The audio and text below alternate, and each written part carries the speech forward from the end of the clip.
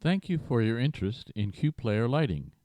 This video will focus on the designer-centric features that have been recently added to QPlayer lighting. First of all is in selecting the designer, or user in this case. We can have multiple designers in our installation, or we can add a new designer. Let's add Wendy, and Wendy can be letter W as a new user, and select her.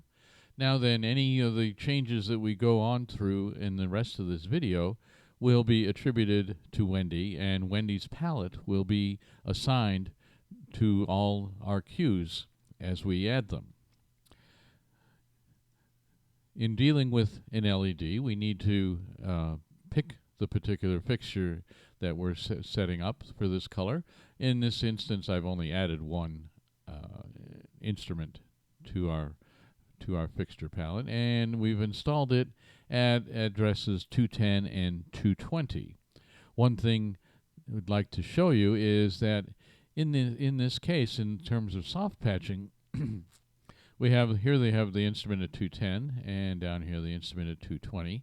Now let's say in this particular show, the two lights are going to travel together. We have them aimed such that we both want them to have the same color palette, the same colors as in the cues. So what we can do is we can soft patch 220 and 210 together, and the program will automatically change it will recognize that it's a fixture, the channels, and change all the addresses appropriately.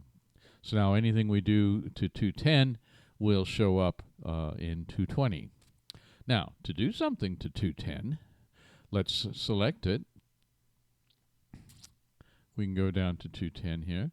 Now, the program knows that this is a 5-color fixture. So if we go to our color picker, a couple things we'll notice. One, here is Wendy's palette. Not really. Wendy only has this color. That palette was left over. Wendy only has white as a new user. We can pick any of the colors that we have from our 5-color palette, or if you'd rather, we can go and you can choose things.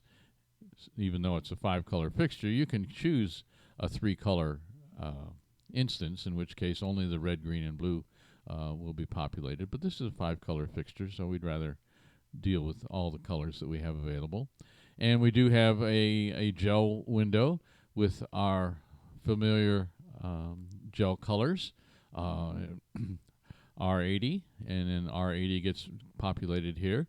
But let's say in this particular case that Wendy really enjoys a little more amber in her R80, so we can crank up the amber. If we want to see it on stage, we can click the Show Now button, and the lights will respond and demonstrate the colors as the values are stated. We can save this to our user. Here is another feature in that the palettes are stored not only by designer but also by fixture. In other words, the JMAS R80 that we've fine-tuned here may be a little different than the Chauvet 910 FC R80, and we can accommodate for that. And then when we use that palette, we'll have it here in Wendy's palette. Here we've added it here as WendyOne. Anytime we select WendyOne, the program will put in the appropriate values for either the JMAS and or the Chauvet or whatever instrument you have appropriately. And how easy is that to do? Well, okay, now we've added the W1. Let's go to our cue design. We're building a show here, and we want to set the JMAS to that particular color. So rather than go through all those channels, we can do a W1, and here we notice that all the channels, all the color values are populated, not only for 210, but since 220 is soft patched, they appear for 220 as well.